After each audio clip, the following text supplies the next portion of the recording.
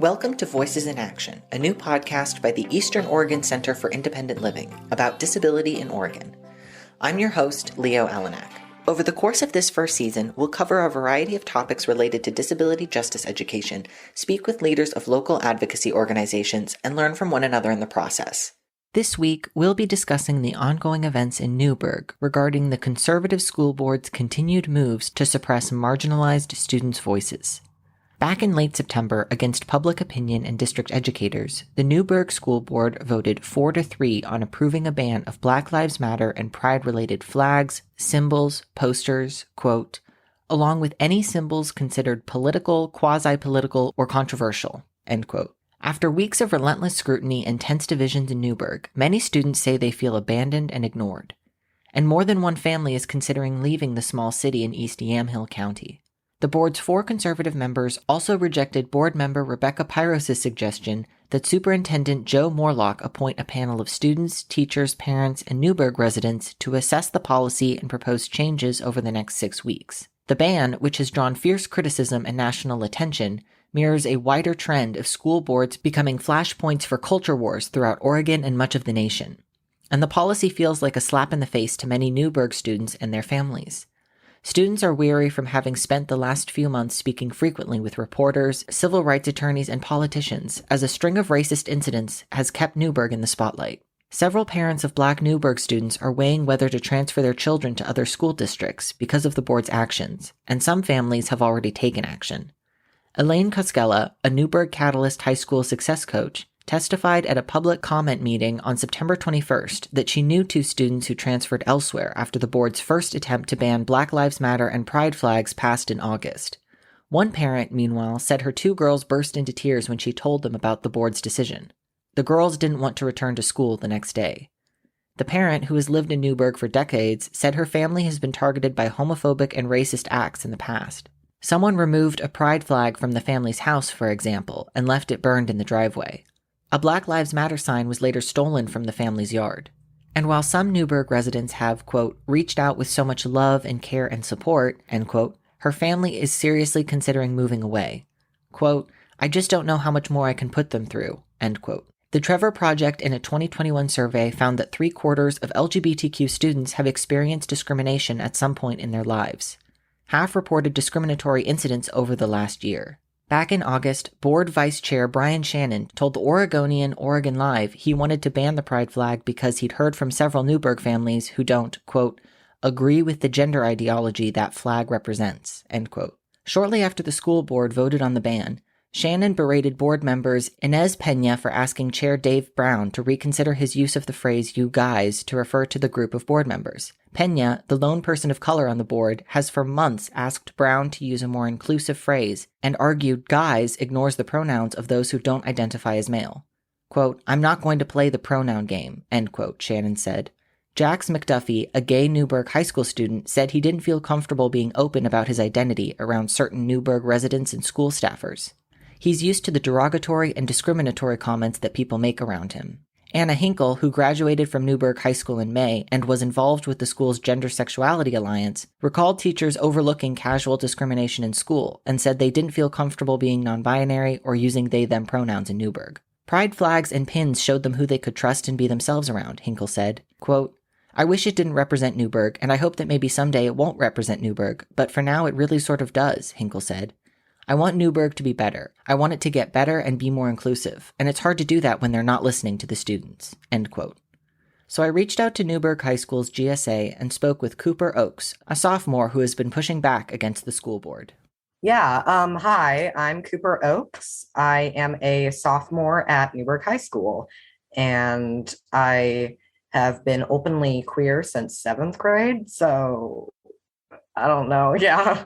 So I reached out to the faculty member who's in charge of organizing the Newberg GSA, and I'm assuming that's how you heard about this. But what about your experience at Newberg made you reach out to me? When I was in middle school, we had a very, very homophobic principal. I just found out about it like a few weeks ago, so that was kind of disappointing. But my experience at Newberg High School is I don't really feel like the teachers and the students are getting the support that they need, really. And the only support that like queer and people of like color community, the only support they're really getting are like the flags that they see or the banners that they see. Even if it's like a tiny little sticker, it just like makes you feel good. And so when I kind of saw that they were taking this away, I was definitely upset. And then Sarah Leonard's like reached out and was like, hey, here's someone who wants to talk about this. Would anybody be interested? And I'm definitely interested because I feel like there are a lot of people out there who are kind of scared to talk about this and like scared for their safeties. And it's something that we really need to talk about, you know? So it kind of just overall, I just want to get it out there, you know? Yeah, definitely. And I appreciate you talking to me about it because I know that, having grown up I originally grew up in Silverton. So that is an extremely conservative, extremely religious rural town. And I understand like how concerns of safety, and that can definitely be a big issue. But, to your point, it is also important that we are actually talking to actual students like yourself, because a lot of times these discussions I know happen kind of over your guys' heads. They happen amidst all of the adults in the room and nobody actually talks to the students. Yes. So can you share your perspective on what's been happening at NHS in regards to the school board?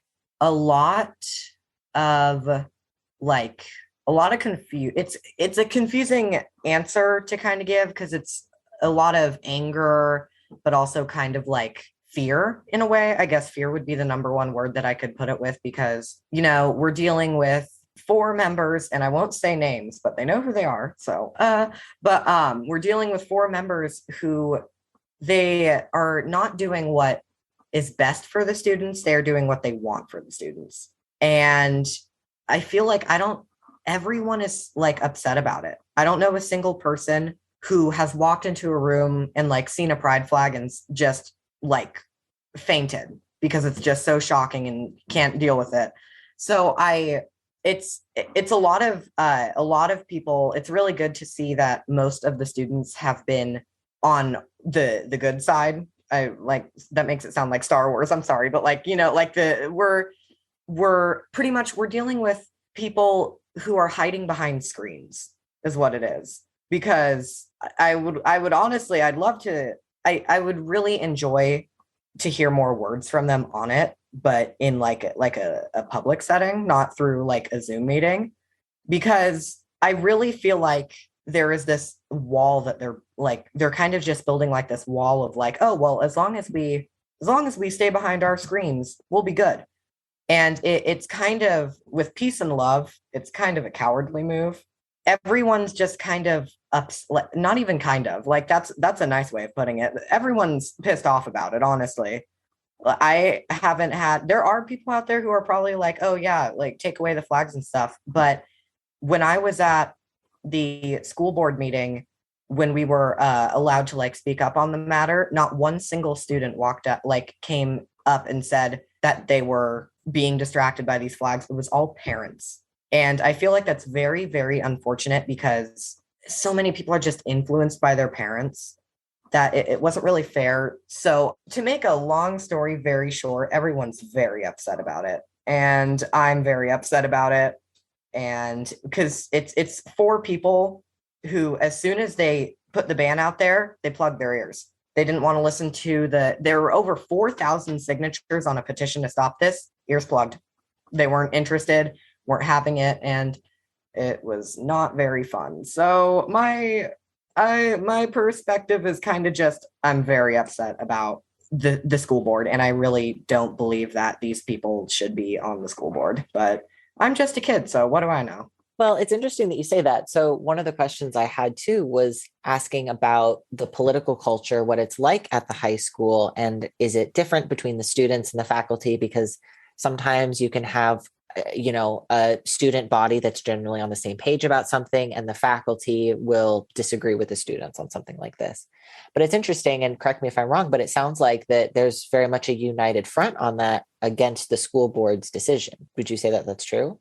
There are definitely some people, like some teachers out there who I don't feel are on the same side. But overall, I mean, all my teachers are like super cool. I have teachers who are like straight and white and will go out of their way to wear something that is like political and or not political, but like Black Lives Matter or like a pride shirt. Or I had a teacher wear like a straight ally shirt. And I just thought that was so cool because like no one asked her to do that. She went out of her way to make sure that she knew that we like she loved all of us no matter what. So I definitely feel like the teachers and the students generally get along when it comes to this situation, but there are definitely some teachers out there who aren't on the same side as us and would probably rather have this happen, you know. Yeah, for sure. There's always going to be those outliers, but it's good to hear that generally speaking, it sounds that there's more people on the same page than I think.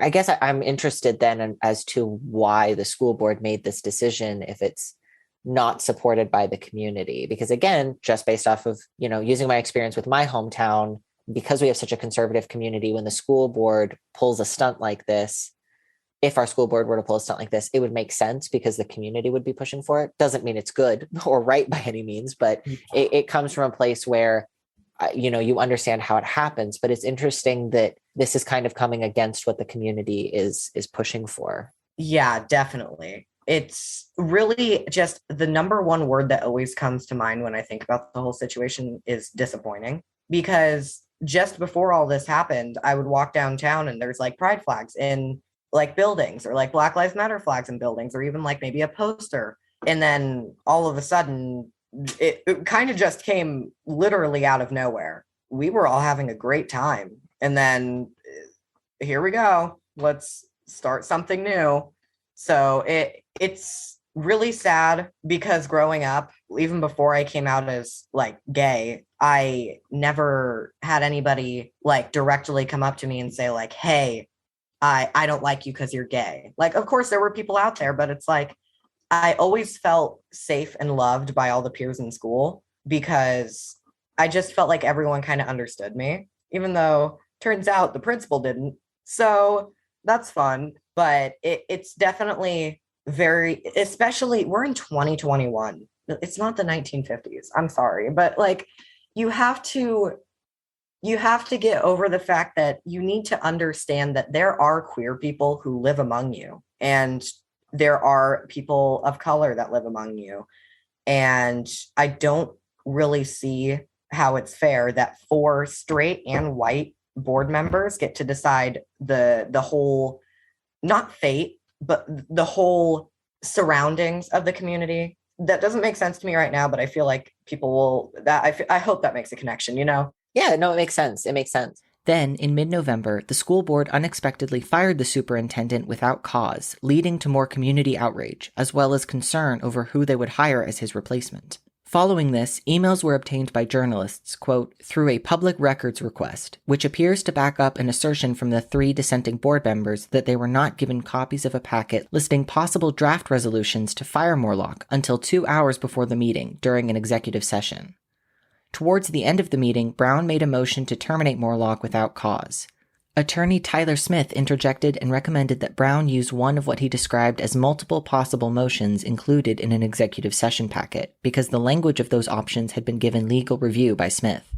Penner, Pyros, and Pena all indicated that the packet in question was the one that Brown had apparently failed to attach to the emails sent earlier in the day, and that none of them had seen the packet until the executive session, end quote. Following this, 2 petitions were filed, demanding a recall of board members Dave Brown and Brian Shannon. But as the community pushback unfolded, the board still continued on its search for a new interim superintendent, which caused concern for a staffer who wanted the public to be informed of what was happening behind the scenes. In an email to district spokesperson Greg Koskela, Newberg School Board Chair David Brown requested Koskela set up a Zoom meeting with the school board to talk about the interim superintendent and, quote, complaints that need to be addressed, end quote. The email added, quote, district policy says 24 hours is needed to inform the public, so this is no issue. There will be no public comment at this meeting, so this makes the meeting go much easier, end quote. Koskela then forwarded the email to the board with concerns. He cited district policy stating that the board members should only interact with the superintendent and the board secretary. Currently, both of those positions are vacant.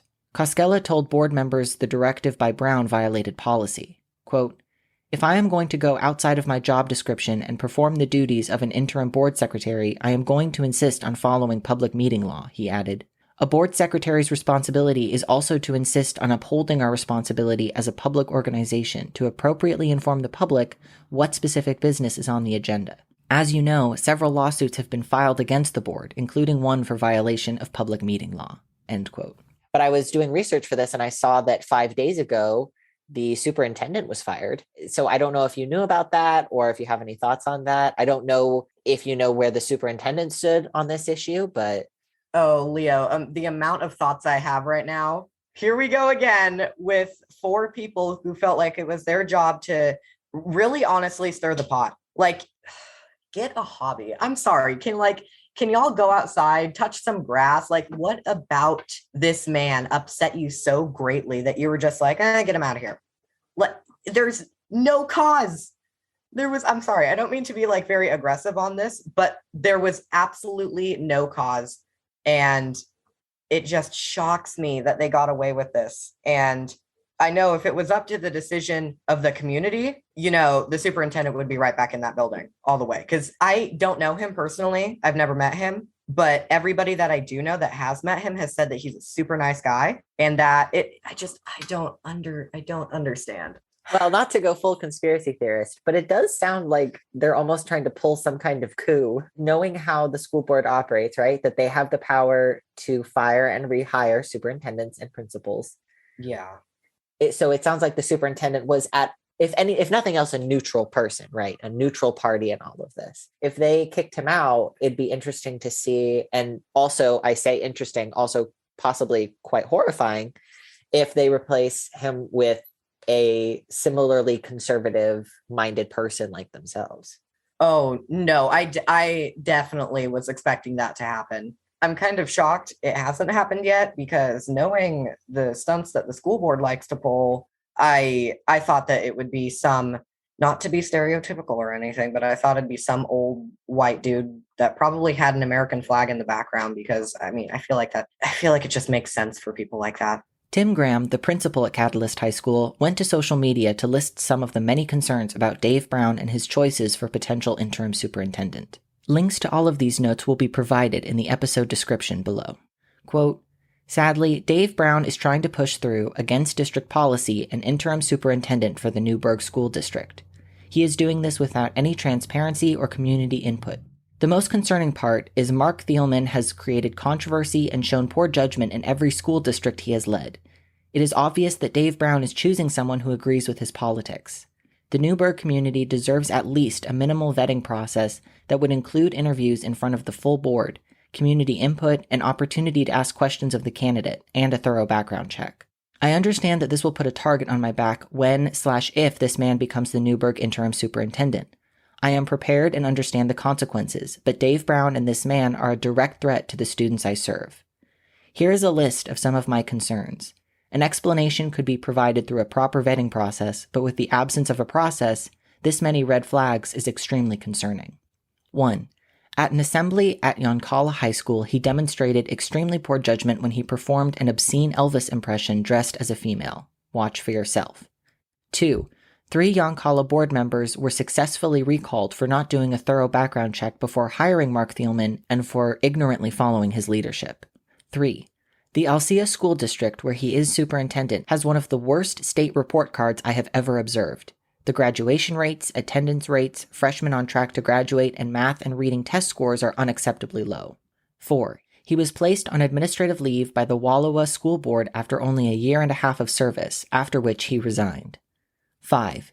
He encouraged Alsea parents to create false medical claims for their children to avoid the mask mandate. 6. Mark Thielman is a candidate for governor as a Republican. Dave Brown and the other 3 board members claim to be trying to keep politics out of schools, yet Dave was meeting with Mark at a Republican Party event and discussing the idea of him being the Newberg superintendent. This was on October 2nd, long before the board fired Dr. Morlock. End quote.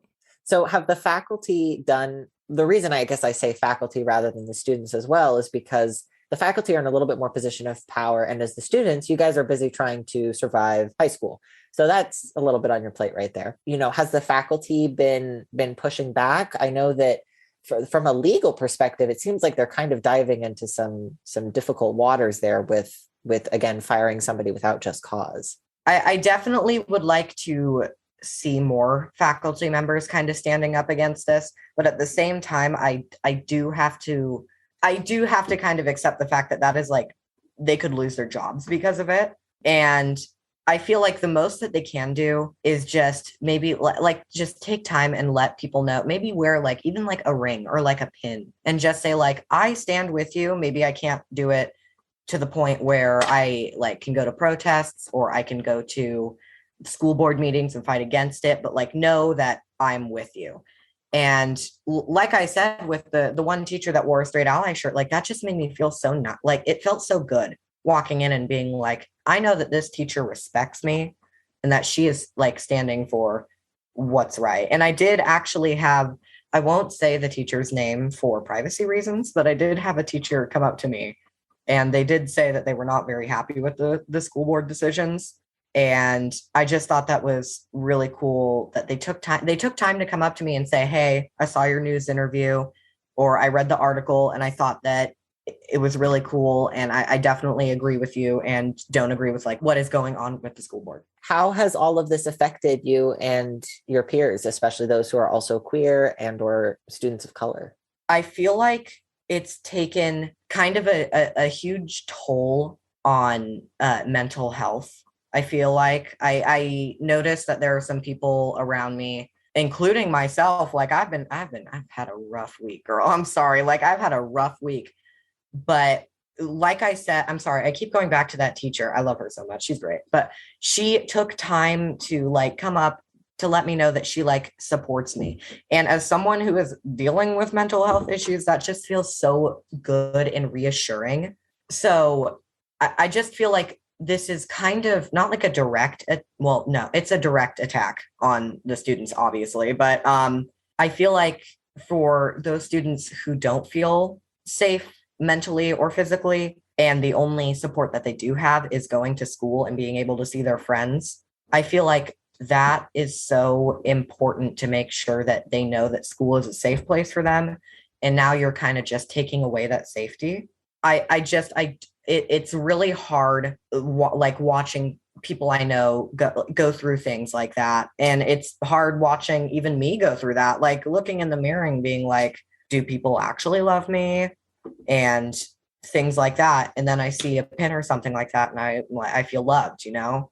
So it's definitely big mental health wise. And it's very unfair, you know?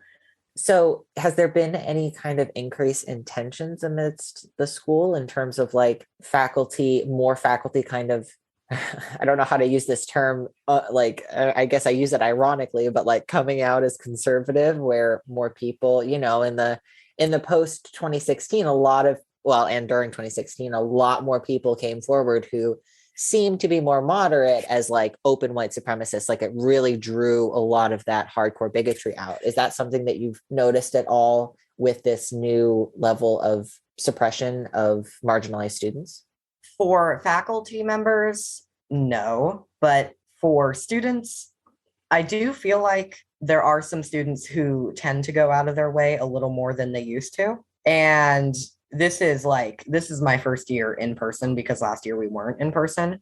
But I felt like generally everyone kind of got along with everyone. And now going into this, it's like, it's not like people just blatantly going up to people and saying like, oh, I don't like you because the color of your skin, or I don't like you because like you're gay, or like things like that. But there's definitely a lot of tension in the school. Because, I mean, you have to think we're ages 14 to 18 and you're like dealing with Gen Z. It is like a battleground in high school for people who are allies or people who are queer or people who are people of color, pretty much everyone against conservatives. So it is like a battleground.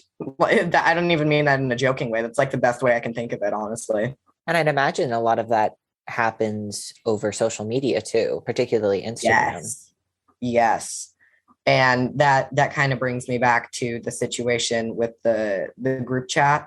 I think it was called Slave Trade, and how there were like people on a Snapchat like just created this group conversation, and they were like sharing other pictures of students from Newberg High School who were like a person of color, and they were like pretty much like bidding on them as if they were like objects, and were making like ableist remarks, making homophobic remarks, and it was especially racist remarks.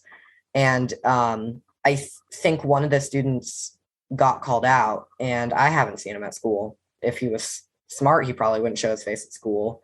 But I can't imagine like just being one of those students and seeing that. And once again, it's the situation where it's like you're hiding behind a screen. Like right now, it's really the time with Zoom meetings and everything, it's really the time of hiding behind a screen.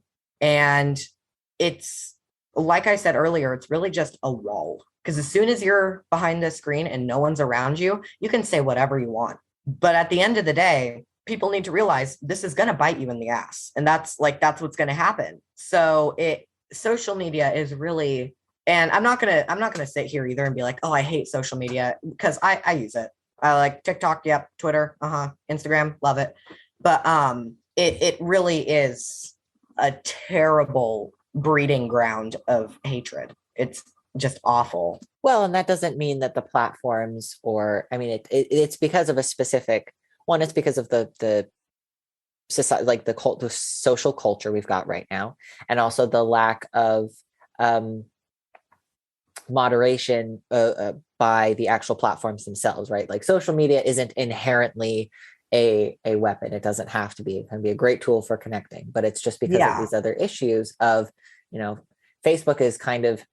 Facebook's a weird thing that stands out from the rest of it, because there's very specifically an older demographic that uses it, and that's about it. Yeah. But, that's not moderated at all. And so you have all kinds of white supremacist stuff that pops up there that's like really horrific.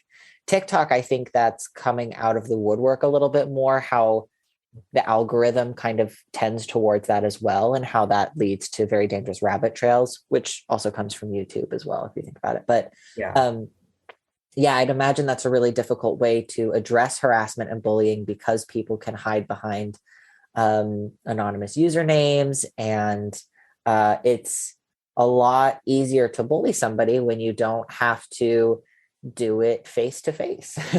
Yeah. I can't imagine that someone enjoys going out of their way to make someone feel so terrible about themselves. Like, I can't imagine. Like, this person's having a good day and they'll post. I love when people are comfortable posting like a picture that shows their body, or shows who they are, their sexuality, or shows who they are because of their race.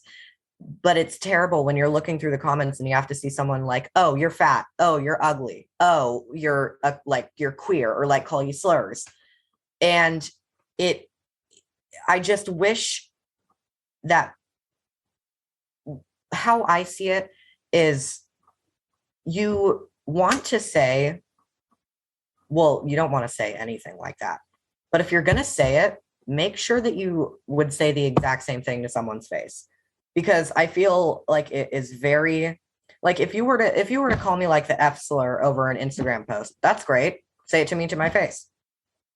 Or be more original. Like, I don't understand why people have to go out of their way to make everyone else feel like terrible about themselves. But it does make sense too, then, to that point, why the dynamic has shifted and probably been a big adjustment, especially since, like you said, this is your first year in person in high school. That's going to be a very different environment than high school online. Yeah, it's very different. Speaking of in-person versus Zoom, has the conservative school board impacted COVID safety measures at all? I know that, because it sounds like so far that there's some more reasonable-minded people in the faculty and amidst the students, that there would be good safety procedures in place. But I am assuming the school board's probably been pushing some anti-vaxxer, anti-mask kind of rhetoric. I have to say, I think the students are probably worse with the whole COVID situation rather than the school board, because I do know that the school board, I believe, I may be wrong about this, so don't quote me on it, but I believe they tried to lift the mandate not that long ago, the mask mandate. And I was kind of shocked in a way because it's like, oh, well, we are like almost 2 years into this. I feel like we know what's been going on. And really, I do feel like the school alone, like apart from the school board members, is very good at making sure that students keep their mask on. It was very worse at the beginning of the year. My English teacher, super nice dude, he didn't really call anyone out for wearing a mask like that. And me and my friend Allie, we would just kind of sit there. And I remember one time I counted specifically 5 people were showing like their whole face. I was kind of like, aren't you going to say something? Spoiler alert, he didn't.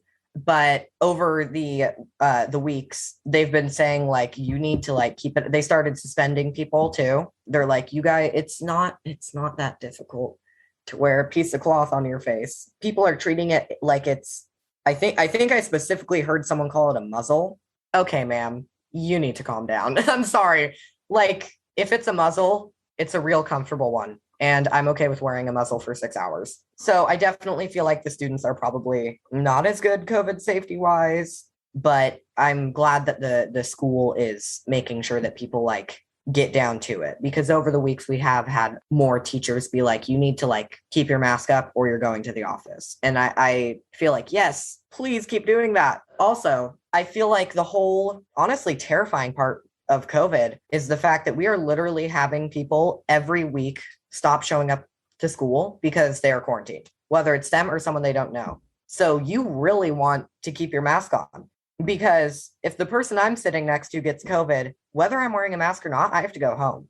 But I'm glad that I'll be wearing a mask than not, because I might get COVID. So really, it makes everyone anxious. And a lot of people don't really know how to fight that anxiousness unless it's anger.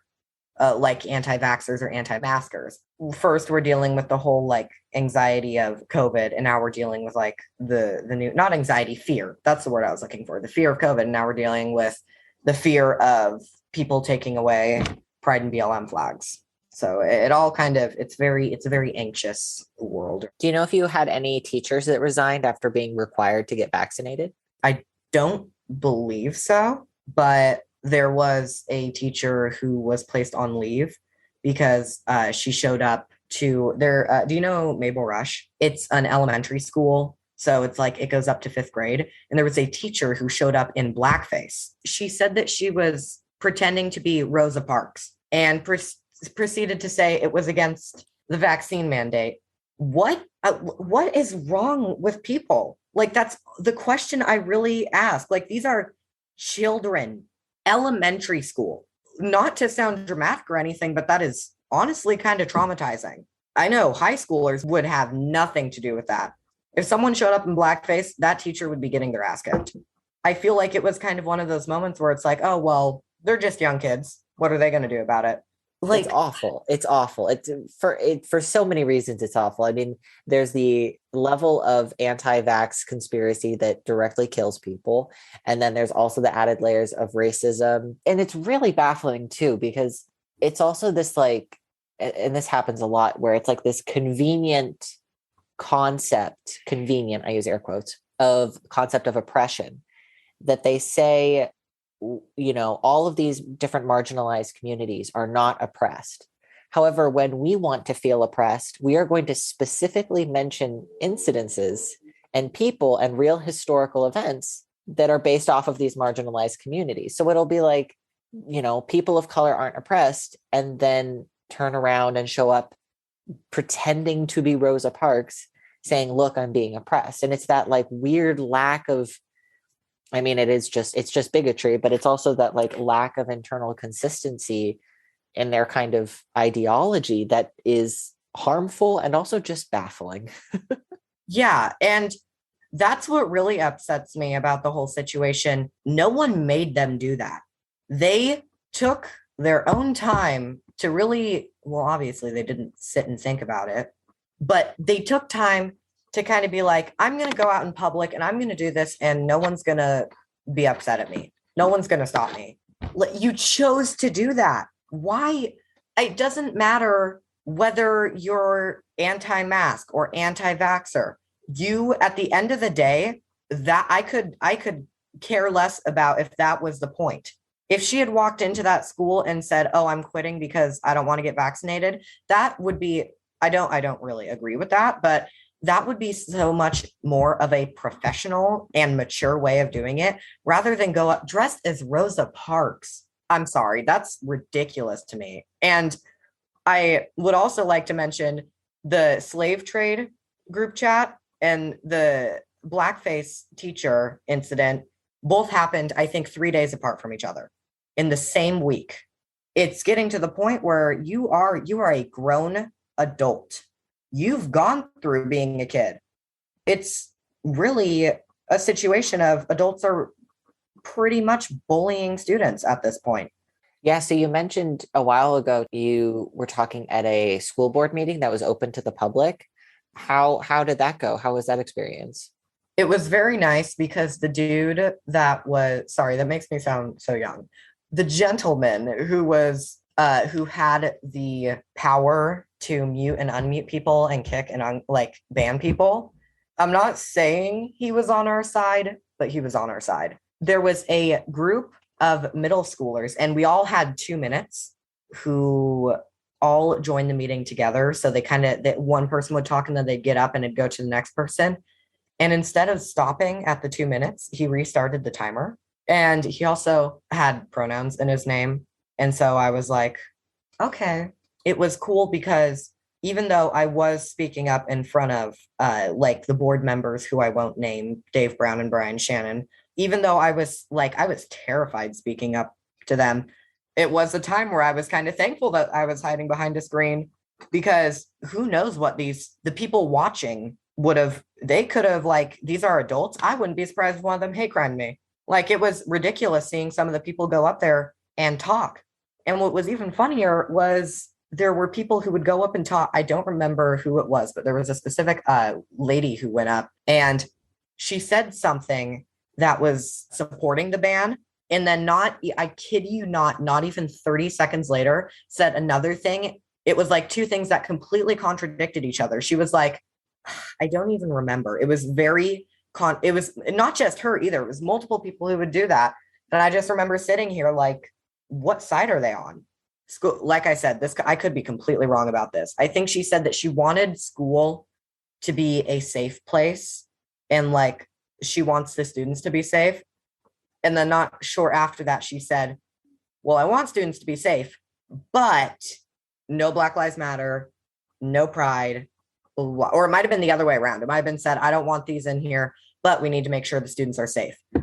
Literally, what? Like, it was so confusing hearing some of the people speak there. Well, that in that case, I mean, that sounds like she basically said the unspoken thing there is like, I want my community to be safe and coddle my straight white children. Yes.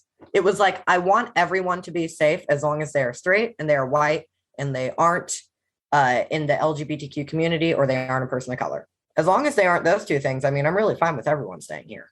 So have there been any other kind of moves that you know of that have been made to push back and fight the board's decisions? There is, I am in a school-based club called GSA, which is Gender Sexuality Alliance. And we do really get together to think about ways that, because the teachers, they really can't do much because once again, that's like their jobs on the line, but they share information with us that the students can use to therefore speak out about all this stuff. So I've had like some teachers like be like, hey, here's an article if you want to like speak your story, or here, I remember one of them sent a link to, I think it was a website for Recall Brian Shannon, who I'm sorry, I find it really funny that his initials are BS. So it always says Recall BS, but it definitely is mostly GSA related. And even at the protest for the superintendent that was fired, there were, I heard there was like a teacher there that showed up that I really thought was like not a good teacher. Turns out he's like really in touch with a lot of like the fighting for LGBTQ rights and stuff. And I was like, dude, I literally thought you were a white supremacist. Like, this is honestly really nice to see.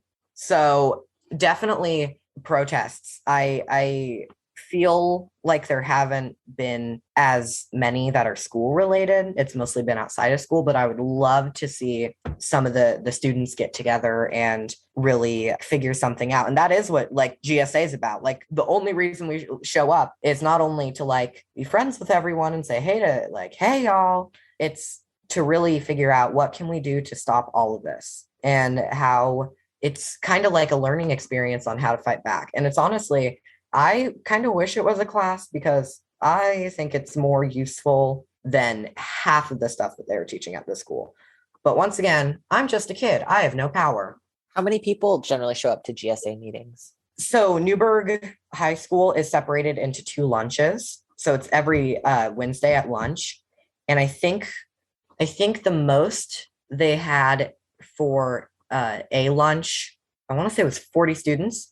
For B lunch, and that's the one I'm in. Whenever I go, I think the most there's been, I want to say 20 to 30, I think is the most I've seen.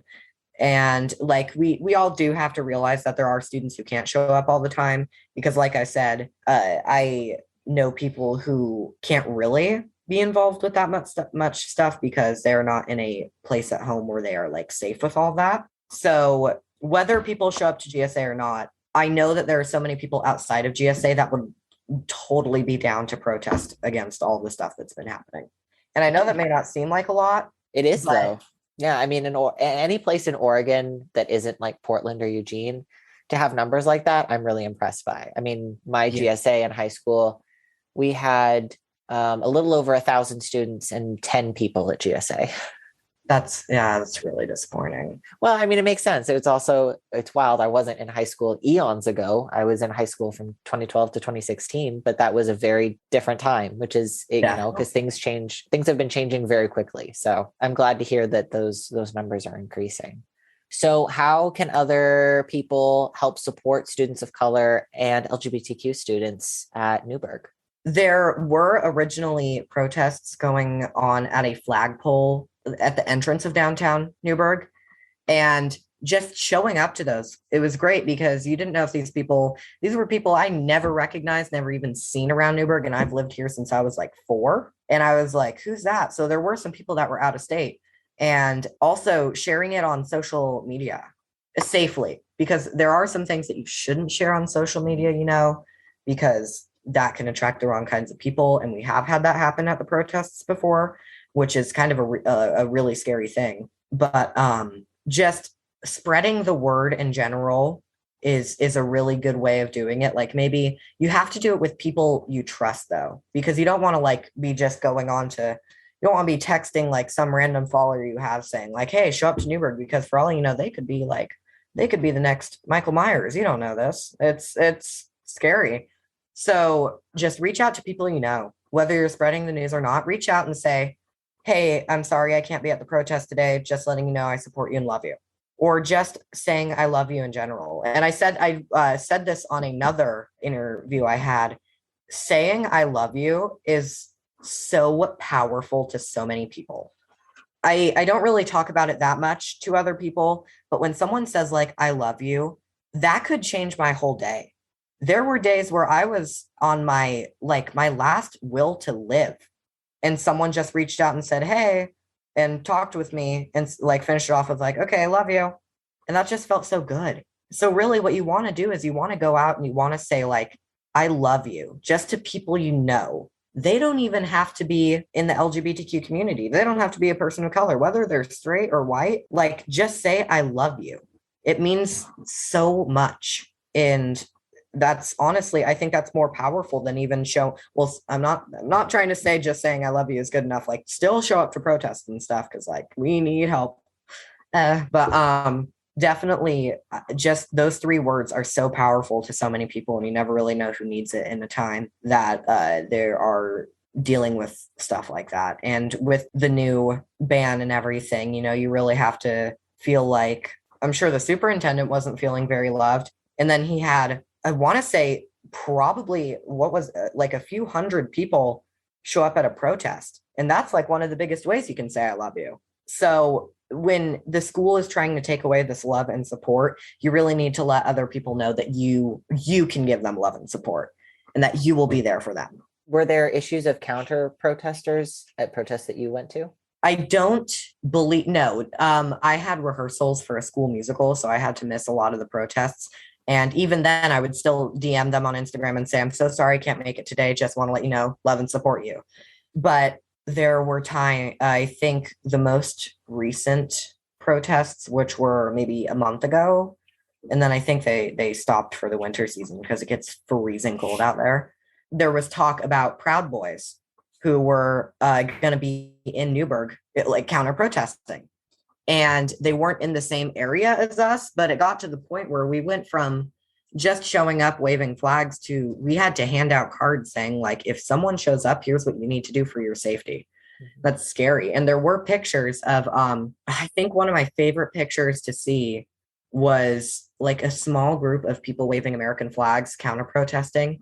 And two ladies who were like on the good side were standing in front of them, just saying nothing. We're just standing there.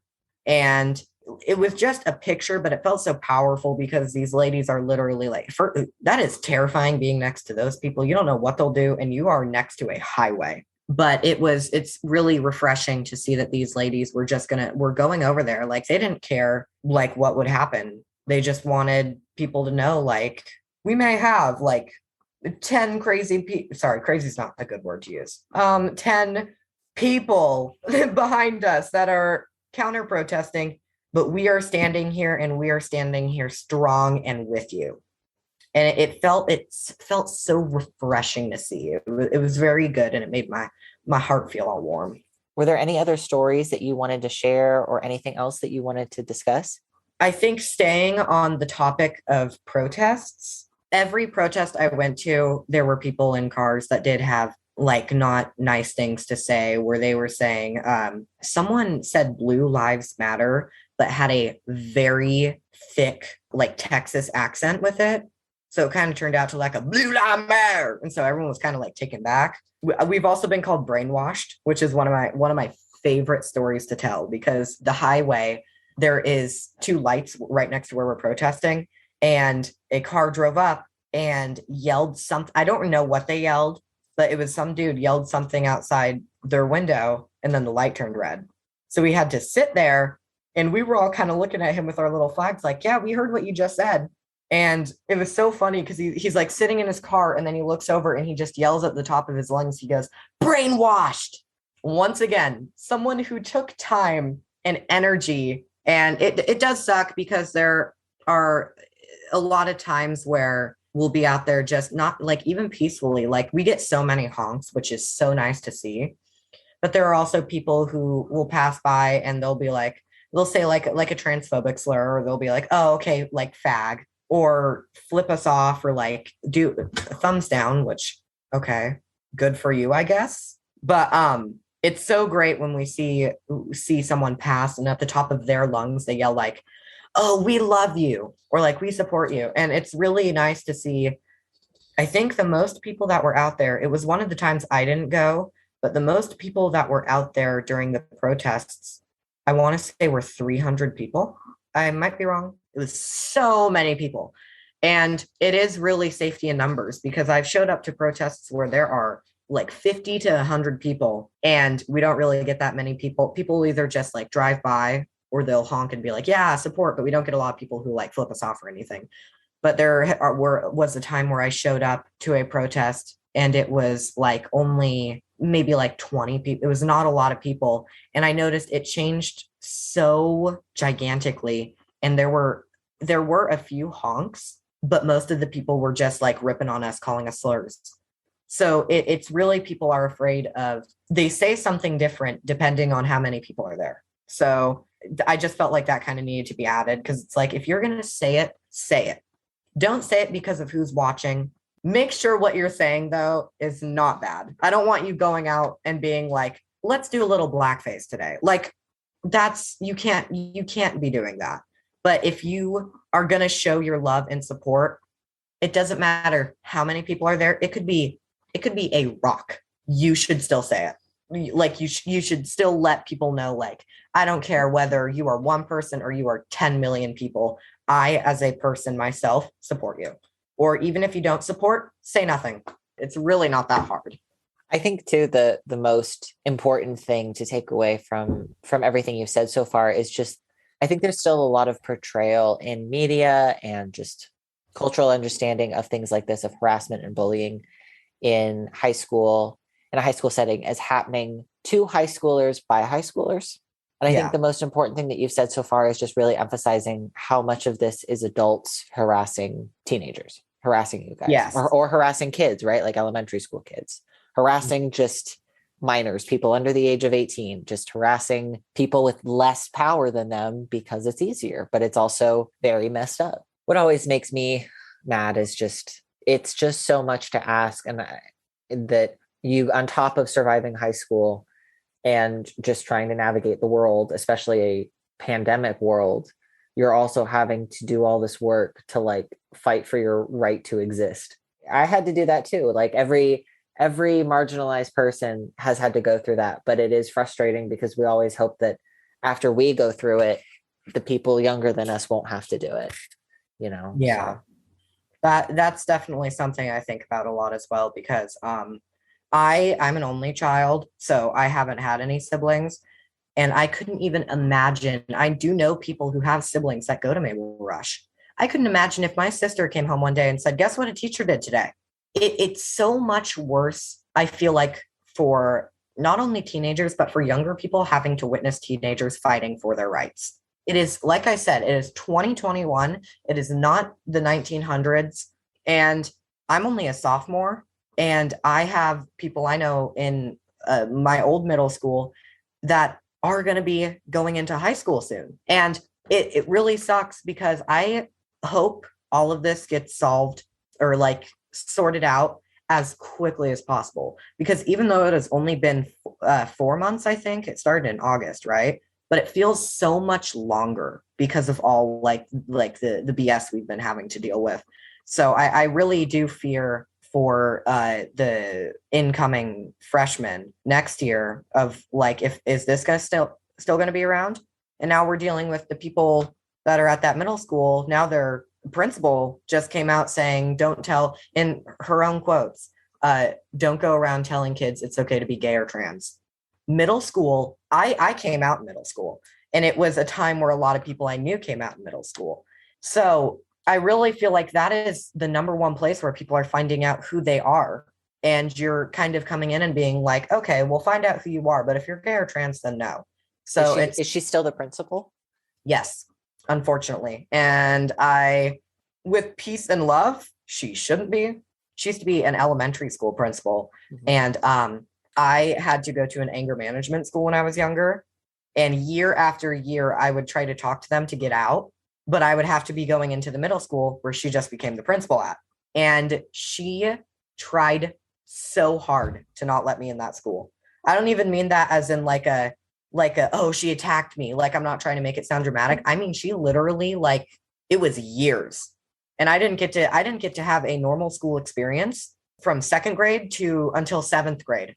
That's like 5 years. It's the pushback to like the increasing acceptance of queer people in media and just queer people existing, and more awareness of issues for people of color, such as police brutality. Like, that growing awareness leads to this larger pushback of like, oh no, our way of, keeping up the patriarchy, of keeping up white supremacy, is under attack, which it is. And so that's what's causing all the pushback, because they're like, oh, we don't actually want you guys here. And so it's interesting too, also having conversations with more students talking about how like being marginalized is inherently very political because of the world we live in. And so it's interesting to see too, of like this push to see marginalized identities as not political, which they shouldn't be political, but they've been politicized, right? It's Yeah. otherwise they wouldn't be marginalized. And so I think it's important too to also talk about the politics of it and the history of it. But again, this is all stuff that like you don't learn that language, you don't learn all of that information until after high school generally, right? Like I didn't learn anything about queer history or feminism or anything like that until college. And so Yeah.